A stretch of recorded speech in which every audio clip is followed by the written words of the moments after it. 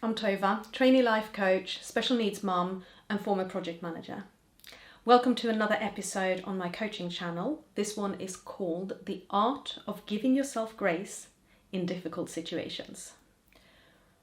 What is a difficult situation?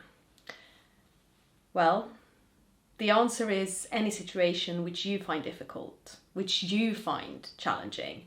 What is a difficult situation for me may not be a difficult situation for you. What is a difficult situation for you may not be a difficult situation for somebody else. But we all face various difficult situations. Examples of difficult situations that I have faced would be, any time my disabled daughter's in hospital. That's always a challenge. My period of burnout and depression. That was a very long, drawn out, difficult situation. But I really struggled with it and I had to work so hard to heal. I faced a difficult situation this morning. I had to renew my car insurance. I hate doing that. But what I really want to ask you right now is, when you are in a difficult situation, how do you respond? Do you respond by beating yourself up? By berating yourself and blaming yourself? Are you saying to yourself, well, I really should be able to handle this? Or do you keep a running tally in your mind of everything else that has to be done that day? Beating yourself up, also known as perfectionism. Or are you berating yourself? Are you telling yourself you should not feel bad about this? Don't be upset, don't be sad, don't be stressed. Don't have these emotions. Why are you anxious?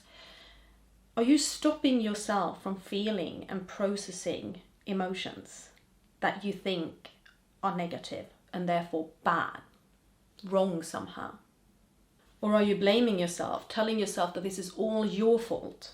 You should never have put yourself in this situation. You have to fix it. You have to get out of it. Those kinds of responses are quite common, you know. But you can respond differently. You can respond with compassion, with curiosity, and with giving yourself credit. And that, my friend, is the art of giving yourself grace in a difficult situation. Responding to yourself with compassion means thinking about how you would like a friend to respond to you if you were venting about this. Or how you would respond to your friend if they were venting about this. Maybe saying things like, yeah, I hear you. This is not easy, but look at how well you're managing. Or, do you want to have a coffee date and vent about it? You can have a coffee date with yourself, you know. You can vent to yourself. Write it down on paper. Get those thoughts out of your head. And what about curiosity? How are you feeling? What are you thinking? Have you sat down and given yourself the space to consider this? Maybe you can't sit down and give yourself space to consider this right now, right in this moment. But when you have that little bit of space, can you look back and can you go, what was I feeling? I was feeling this churning in my stomach. My heart was beating really fast. My cheeks were all flushed and I had tears in my eyes and I struggled to get my voice out because of this lump in my throat. All of those physical sensations in your body. Or you can name the emotion. I'm feeling sad. I'm feeling anxious. I'm feeling stressed. I'm feeling angry. Name them. Accept them. None of these are bad. I don't like the fact that we call them bad emotions and good emotions as though one of them is right and the other one is inherently wrong. There's nothing wrong with big emotions. There's nothing wrong with sadness or with anger or with anxiety. They are all emotions we have, and when we label them as wrong, we try to get away from them. But if we accept them, if we look at them with curiosity, if we dare to allow ourselves to feel them, we find that they dissolve really quite fast, and they're really not that big. They're not dangerous emotions. They're just emotions, just feelings. And they will dissolve. They will go away if you just let them be. When you're in this space, what does your instincts tell you to do? And does that instinct serve you? One of my instincts when I'm facing a difficult situation is to want to go and have a nap. Does that instinct serve me? Maybe not in the middle of a hospital room when I'm dealing with early seizures and all of the things that come with that, you know, just leaving her to her own devices and going in to have a nap. Not a good instinct. Actually, I don't have that instinct when I'm there. But when she's home from hospital, when she's safe, then I have a nap. If I can. If the kids aren't with me that day, yeah, I can definitely go and have a nap. Or just lie down and listen to a guided meditation and really center myself in myself. That instinct serves me. Maybe your instinct is to binge watch TV. Does that serve you? Does it not serve you?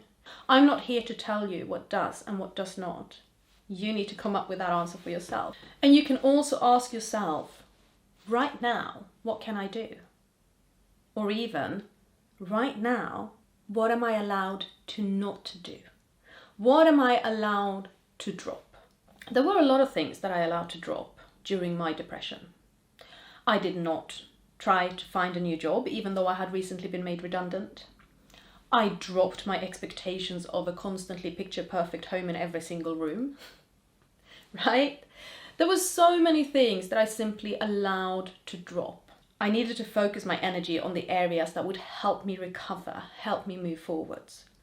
And I consciously, deliberately chose to let a lot of things drop.